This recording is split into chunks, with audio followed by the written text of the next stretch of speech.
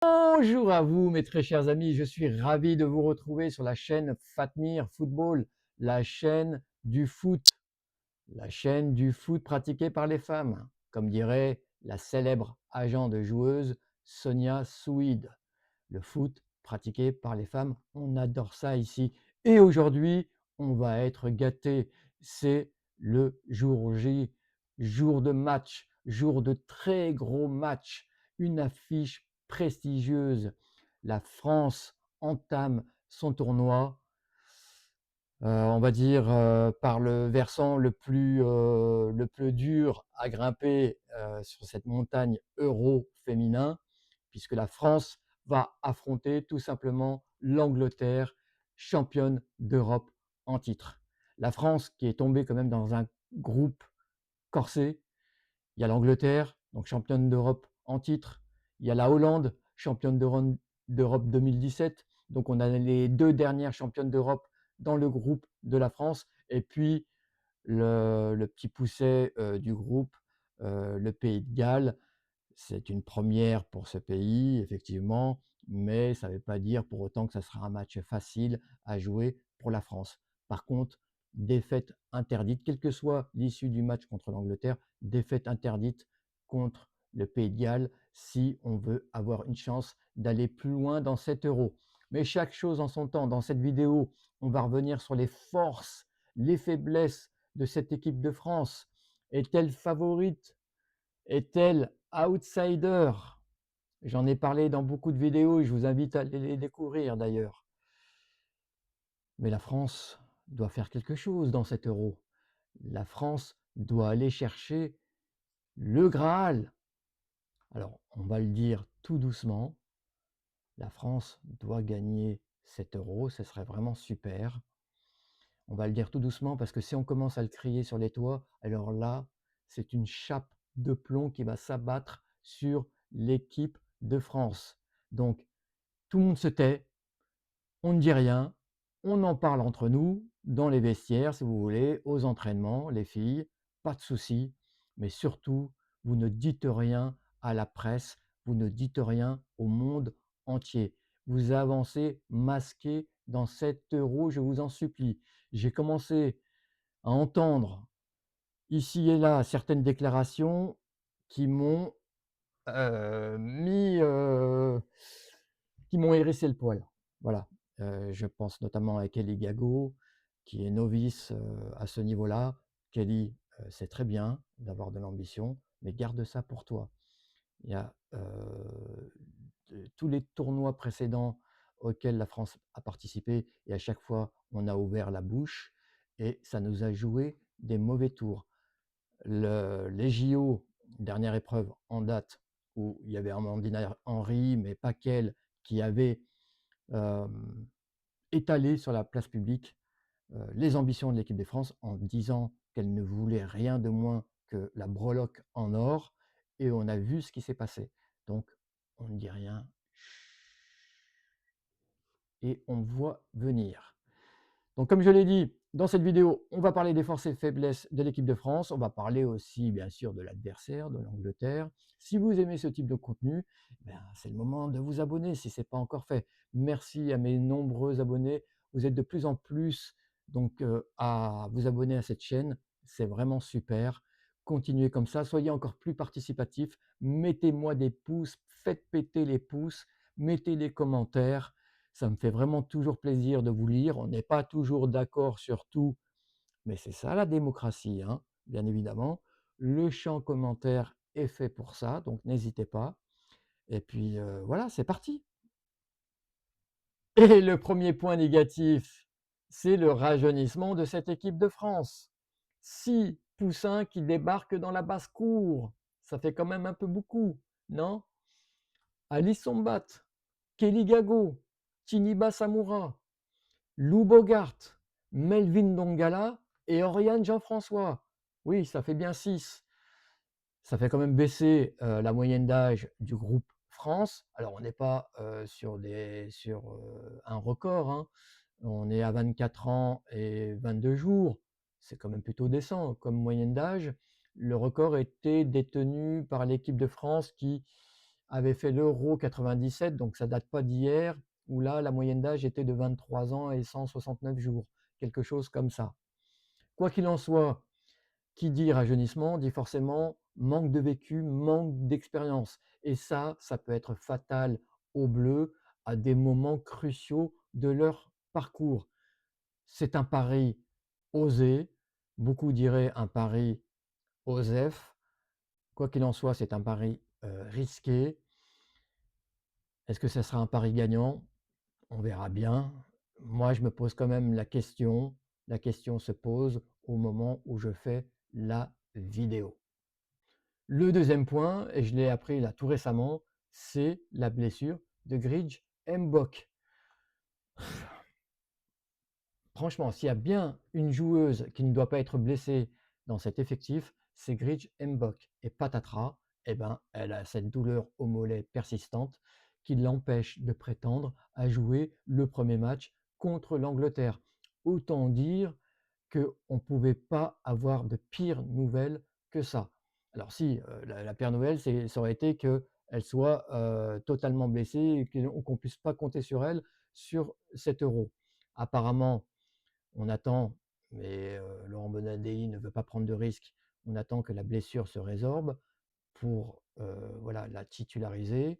Donc on va partir contre l'Angleterre sur une charnière qui, quoi qu'il en soit, que ce soit Maël Lacrar, Tiniba Samoura, Maël Lacrar, Ali Sombat, ou même Maël Lacrar de Almeida, ça sera, je pense,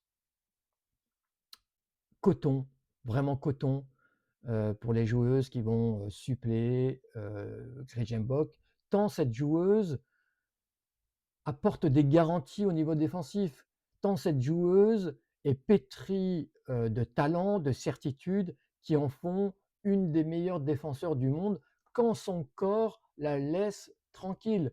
Et c'est là où le bât blesse, c'est que depuis des années, et c'est pour ça qu'elle est partie de l'Olympique lyonnais, c'est que depuis des années, elle traverse des périodes de blessures alternant avec des périodes de convalescence qui font qu'aujourd'hui, on ne peut pas compter vraiment sur elle à 100%. Alors, elle a fait des JO formidables. Ça a été la meilleure joueuse de l'effectif. Il faut s'en rappeler aussi. Vraiment la meilleure joueuse. Elle revenait également de blessure et elle a performé plus que n'importe laquelle de ses partenaires. Peut-être avec Marie-Antoinette Catoto. Donc, on perd ce genre de joueuse contre l'Angleterre dans un match important parce que ça peut nous mettre dans les meilleures dispositions pour la suite du tournoi. Donc ça, c'est vraiment un point négatif. Mais où êtes-vous donc les filles? Où es-tu, Sandy Toletti? Et toi, Maël, où tu te caches? Je te vois pas. Et toi, Elisa? Les filles sont aux abonnés absents dans cette équipe. Sandy Toletti, Elisa de Almeida et Maëlle Lacrar. 3 joueuses titulaires dans l'esprit du coach pour cet Euro 2025 qui font défaut cruellement à cette équipe de France. Maëlle Lacrar a totalement plongé, on l'a tous vu, contre le Brésil. Et Caroline a dansé sur son ventre. C'est pas Caroline, c'est Caroline. Elle a dansé sur le ventre de Maëlle Lacrar tout au long de la rencontre. Tandis que Sandy Toletti a joué au Casper, comme elle l'avait fait au JO. Sandy Toletti, oui, ok, elle n'a pas une énorme expérience du très haut niveau avec l'équipe de France, c'est vrai. Elle est, je pense, encore dans l'apprentissage de ce haut niveau avec son club du Real de Madrid. Rendez-vous compte, avec l'équipe de France, elle a connu son tout premier tournoi majeur qu'en 2023, lors de la Coupe du Monde. Donc c'est vrai que c'est très récent. Et c'est des filles, je pense à Maëlle Lacrar, Elisa de Almeida dans une moindre mesure, mais c'est des filles qui ont été bouchées par les cadres qui prenaient énormément de place en sélection. Elles ont pâti de ça et on attend aujourd'hui, et l'entraîneur en chef en tout premier lieu, leur éclosion au plus haut niveau. Et encore une fois, quand le niveau s'élève, Sandy Toletti disparaît, Maël Lacrar montre toute sa fragilité et Elisa de Almeida envoie un message très clair: elle ne veut pas jouer latérale droite. Elle a été formée au Paris FC à ce poste. Elle a passé sa plus grande carrière à ce poste-là, mais elle adore être recentrée et jouer dans l'axe. Et je pense qu'elle a raison de vouloir jouer dans l'axe. C'est ce poste qui correspond beaucoup plus à ses qualités. C'est pas une joueuse rapide, c'est pas une joueuse super technique, c'est une joueuse qui aime anticiper, c'est une joueuse qui aime les duels, qui est plutôt bonne de la tête et qui ferait, je pense, plus de bien dans l'axe défensif que sur les côtés. Après, le problème de l'équipe de France, c'est ce poste d'arrière droite, hein, il faut le dire. Euh, J'avais espéré, moi, pour tout vous dire, que F. Périsset puisse avoir une chance de jouer 7 euros. Il en a été autrement concernant les plans de Laurent Bonadei. Ok, j'en prends acte. On va faire 7 euros, je pense, avec Elisa de Almeida, étant entendu que Tiniba Samoura, qui joue habituellement aussi à ce poste au PSG, est encore un peu tendre, il faut le dire. Sandy Toletti pose aussi un gros problème. Elle a un poste crucial. Elle a le poste de numéro 6 devant la défense. C'est la métronome dans ce 4-3-3. Et pour en revenir à Sandy Toletti, je voudrais quand même rappeler rapidement qu'elle a été capitaine des U20 qui ont été championnes du monde. Ça remonte à une dizaine d'années. Dans l'équipe, il y avait quand même du beau linge. Claire Lavogé, Gretchen Bock, Aïssa Tutunkara ou encore Delphine Cascarino.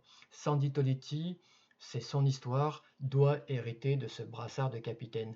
Encore faut-il montrer de la personnalité. Et Sandy, disparaît un petit peu des radars quand l'adversité est plus prestigieuse, quand le curseur au niveau de l'intensité augmente, elle n'est plus là, elle disparaît, comme je l'ai dit, alors qu'elle doit être là, elle doit colmater les brèches en défense et lancer les premières offensives pour les attaquantes. Donc c'est un poste névralgique qui nécessite du calme, de la tranquillité, du sang-froid, un sang-froid en mode serpent, et une analyse du jeu très pointue qui lui permette de faire les bons choix quand elle a le ballon dans les pieds. Donc il y a du pain sur la planche concernant Sandy. Euh, tout n'est pas, on va dire, noir. On ne va pas crier au désespoir.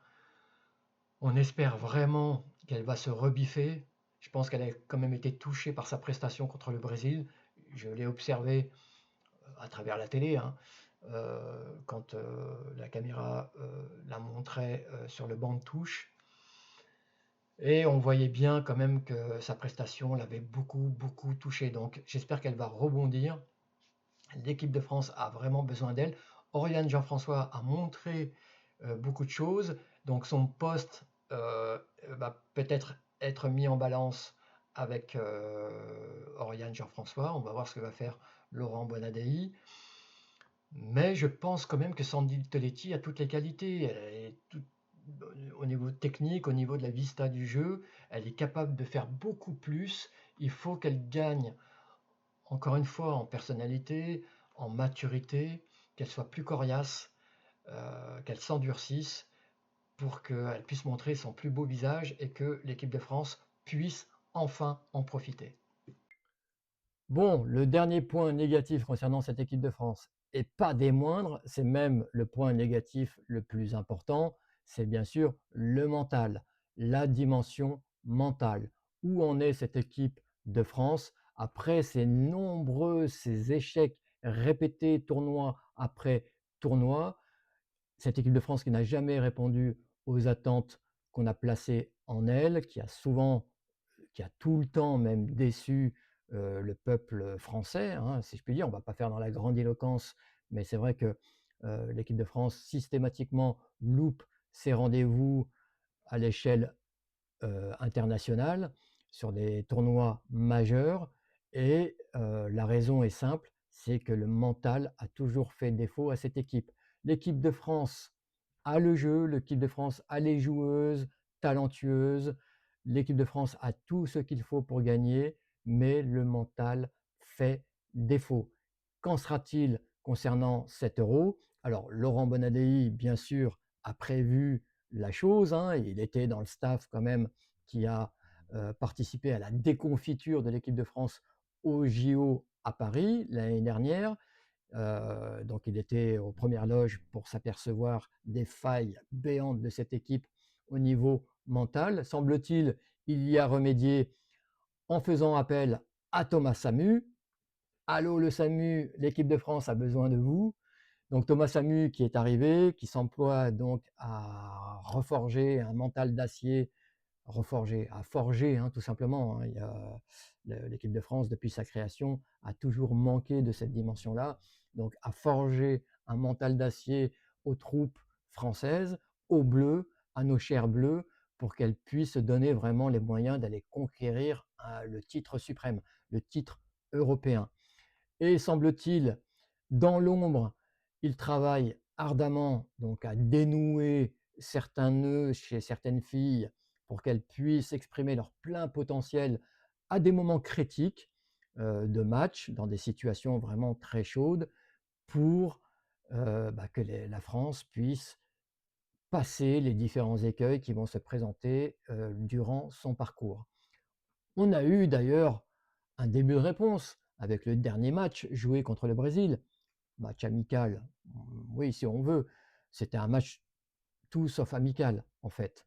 C'était un match où il y avait de l'enjeu. C'était l'équipe qui avait éliminé l'équipe de France en quart de finale de ces JO à Paris. Une équipe qui est quatrième nation mondiale, dois-je le rappeler. Une équipe qui met tout ce qu'elle a, tout son cœur sur le terrain, toutes ses tripes contre l'équipe de France. C'est une affiche toujours prestigieuse pour les Brésiliennes, mais aussi pour les Françaises. Donc c'était tout sauf un match amical. Et l'équipe du Brésil menait 2-0 au bout d'un quart d'heure. L'équipe du Brésil qui aimait, comme je l'ai dit, tout ce qu'il fallait, de l'intensité, du physique, des duels, marquage à la culotte carrément, hein, sur toutes les zones du terrain pour étouffer l'équipe de France avec un pressing incessant. Et face à ça, eh ben, l'équipe de France a fait rebelote, comme elle l'a fait par le passé. Elle a perdu les pédales, elle s'est perdue face aux défis imposés par les Brésiliennes et elle a été menée donc 2-0 au bout d'un quart d'heure. On a pensé que la France se dirigeait donc vers une déroute avant l'entame de son euro. Et c'est là où c'est quand même intéressant, c'est qu'on a vu quand même 2 choses. On a vu quand même que, Laurent Bonadei dispose d'un effectif large, d'un noyau de, allez, 16 joueuses, 16-17 joueuses de très haut niveau. Ça peut lui permettre d'avoir plusieurs cordes à son arc et de les utiliser à des moments, différents du match.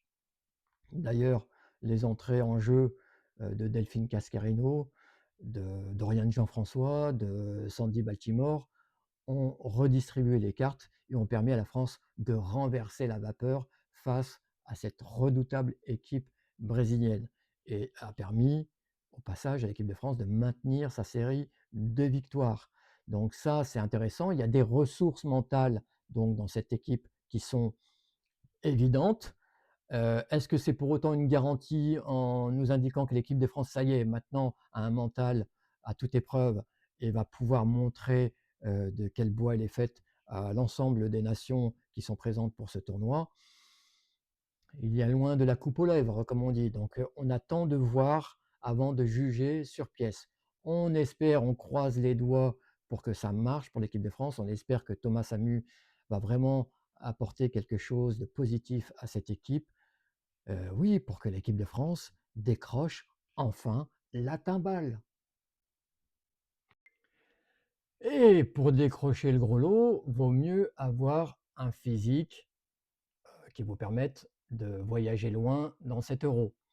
J'ai parlé de la dimension mentale, qui était vraiment très très importante pour l'équipe de France. La dimension physique est quasi aussi importante, encore une fois, pour viser très très haut dans ce tournoi. Et l'équipe de France, qui on va dire, différencie d'autres nations majeures, je pense notamment à l'Espagne, l'Angleterre notamment, a des joueuses clés qui ont été beaucoup moins sollicitées que des joueuses espagnoles ou des joueuses anglaises. Beaucoup de joueuses anglaises ont été sollicitées par leur club avec une pression énorme. Il y a beaucoup de joueuses qui sont issues d'Arsenal dans l'équipe d'Angleterre qui ont eu une année très très très compliquée en termes mental, en termes physiques, avec des parcours au long cours en championnat et puis surtout en Coupe d'Europe. Pareil pour les joueuses espagnols qui sont pour la plupart issus du Barça. Barça aussi qui a été sollicité dans de nombreux tableaux, qui est allé au bout dans quasiment tous les tableaux. Donc ça, à un moment donné, vous payez la note physiquement. Les Françaises, à part les joueuses qui étaient à l'Olympique lyonnais, et puis Maëlle Lacrare et Sandy Toletti pour le Real de Madrid, allez, on va rajouter aussi Sandy Baltimore pour Chelsea, hein, pour être vraiment précis dans l'analyse. En fait, c'est des joueuses qui ont été très très peu sollicitées physiquement. Voilà, se concentrant uniquement sur les compétitions domestiques. Et puis, voilà, elles ont pu quand même préserver du jus, même refaire un peu de jus avec les matchs amicaux, avec les semaines de battement entre la fin des championnats et puis le début de cet euro. Et puis aussi le fait qu'il y ait tous ces petits poussins-là qui arrivent dans cette basse-cour, eh ben, ça apporte un vent de fraîcheur. Alors, j'ai parlé de détermination, j'ai parlé d'insouciance, mais aussi de la fraîcheur physique. C'est des joueuses qui sont très peu utilisées pour la plupart dans leur club, euh, qui n'ont pas été les dépositaires des jeux dans des clubs prédominants au niveau international. Donc tout ça fait que l'équipe de France a aussi une carte à jouer physiquement et il faudra la jouer à fond, bien sûr. Alors le deuxième point positif pour cette équipe de France, c'est le rajeunissement du groupe. Alors là, je vous entends gueuler derrière l'écran en me disant, mais attends, tu nous as mis le rajeunissement du côté négatif. Bah, c'est un peu le problème, c'est qu'à certains points qui, selon votre point de vue, selon votre regard, soit vous voulez basculer du côté négatif, soit vous voulez basculer du côté positif. Et sur certains points, en fait, je suis interrogatif. J'arrive pas à prendre position. Le rajeunissement, est-ce que c'est une bonne chose finalement ou est-ce que c'est une mauvaise chose? C'est une mauvaise chose si on tient compte de l'expérience, du vécu, ça c'est vrai, mais ça peut être une bonne chose parce que les poussins poussent dehors les vieilles poules. Pardonnez-moi donc cette image, mais les cadres, voilà, sont exclus, les cadres historiques, bien sûr, sont exclus de ce groupe. Et là, je pense à Wendy Renard, à Eugénie Le Sommer, à, dans une moindre mesure, Kenza Dali. Euh, et je salue quand même le courage de Laurent Bonadei pour prendre cette décision, mais je trouve que c'est une décision qui était nécessaire. Quand on regarde encore une fois le passé nous dit beaucoup de choses. Le passé nous dit qu'avec ces cadres-là, l'équipe de France n'y arrivait pas. C'est aussi simple que ça. Laurent Bonadei, qui était en plus dans le staff l'année dernière au JO, a vu ce que ça pouvait donner avec les Wendy Renard, avec les Amandine Henry, avec les Eugénie Sommer, notamment au niveau de l'ambiance, parce que c'est des filles qui ont tendance à politiser un petit peu le vestiaire.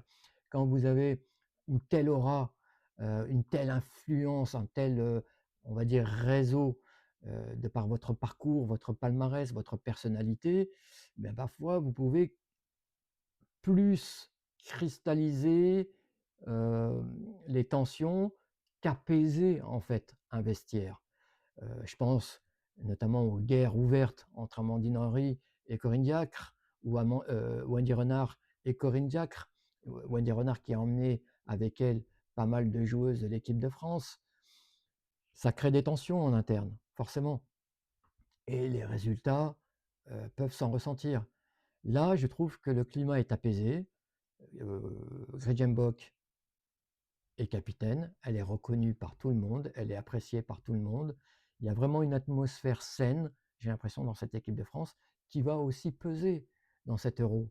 À quel point, là aussi, l'avenir nous le dira, mais ça peut être qu'un aspect positif. Donc, ces poussins qui arrivent dans la basse-cour, c'est une bonne chose de ce point de vue-là, tout simplement. Le troisième point positif, c'est là, on verse sur l'aspect tactique, c'est ce schéma tactique en 4-3-3 où les joueuses clés, les joueuses dépositaires donc du jeu de l'équipe de France brillent. Je pense notamment aux ailes de cette équipe de France, au Cadidiani, au Delphine Cascarino, au Sandy Baltimore qui a marqué quand même 5 buts en 6 matchs. Elle n'a jamais été aussi décisive qu'avec l'équipe de France cette année. Donc ça, c'est des indicateurs très positifs pour dire voilà, que ce 4-3-3 est le schéma idéal pour cette équipe de France. Est-ce que les ailes qui permettent à l'équipe de s'envoler vont permettre aux Bleus de survoler le tournoi? On l'espère vraiment. Mais voilà, j'ai cité donc c'est les ailes, mais je peux parler de Sakina Karchaoui qui s'éclate dans cette équipe de France. Et pour reprendre la phrase de Sandy Baltimore, en fait, dans cette équipe, qu'est-ce qu'elle disait? Il n'y a pas de secret, c'est du foot plaisir. Et moi, c'est ça que j'aime. Si l'équipe, si les joueuses arrivent vraiment à ne pas avoir le trouillomètre au niveau zéro, à prendre du plaisir, même dans l'adversité, mais c'est banco pour les tricolores. Et ça serait vraiment superbe qu'il y ait de la joie, qu'il y ait, même dans la difficulté, qu'à la fin, il y ait des sourires, qu'à la fin, il y ait des rires, et qu'elle traverse vraiment cette épreuve avec le sourire, encore une fois. Je n'en demande pas plus, qu'elles nous donnent du plaisir aussi à les regarder. Elles ont les moyens de le faire.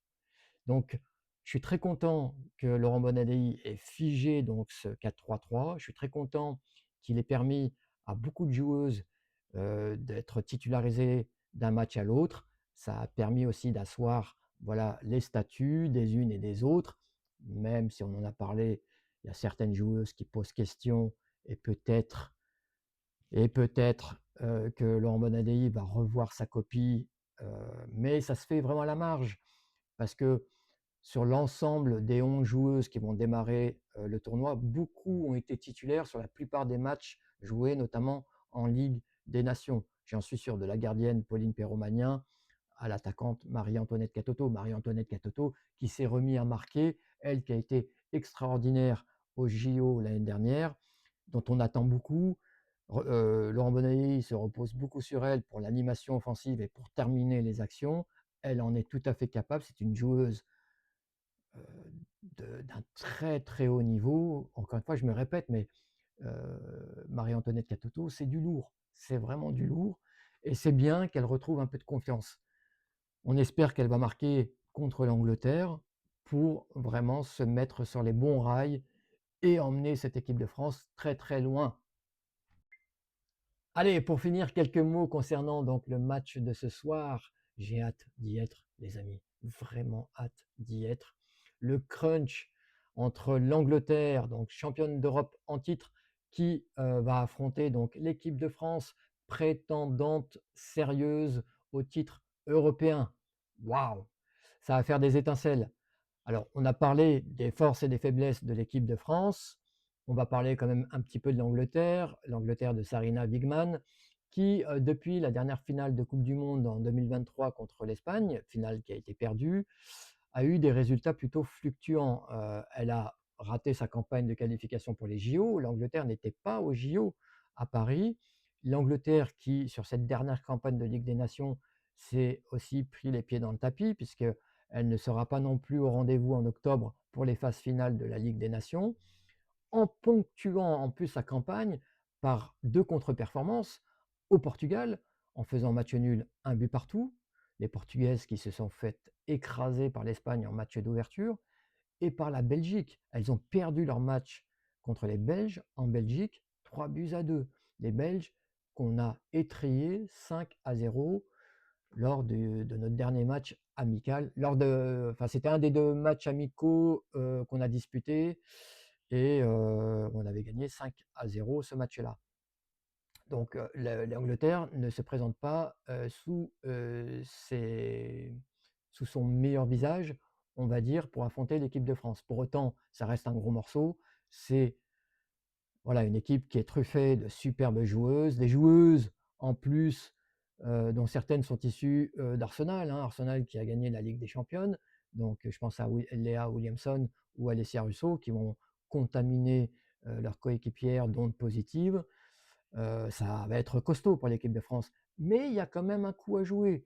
Grijembok out, ça va être difficile pour la défense d'être hermétique, mais il y a quand même un coup à jouer. Encore faut-il y croire. Donc, allez les Bleus, on y croit, on est derrière vous, faites-nous quelque chose. Rentrez dans ce tournoi avec envie, avec détermination, mordez à pleines dents dans ce tournoi. Offrez-nous vraiment votre meilleur visage, qu'on prenne notre pied. J'ai parlé de plaisir beaucoup. Il faut que vous ayez du plaisir à jouer ce genre de match. Vous avez maintenant quand même quelques certitudes, donc reposez-vous là-dessus. Allez chercher une autre victoire qui serait non seulement une victoire importante dans l'obtention de la qualification pour les phases finales de l'Euro, mais une victoire aussi de prestige contre l'Angleterre, notre ennemi intime aussi. Ça serait vraiment incroyable. Voilà ce que je pouvais dire donc concernant la France avant cet Euro, le petit teasing avant le match contre l'Angleterre également. Si vous aimez ce type de contenu, je vous invite encore une fois à vous abonner, mettre des pouces, mettre des commentaires, faire tourner la vidéo. Soyez participatifs. C'est une toute petite action de votre côté, mais une grande action militante pour le foot féminin. Soyez-en sûrs. À très bientôt les amis. Bonnes vacances si vous êtes déjà en vacances. Va va voum!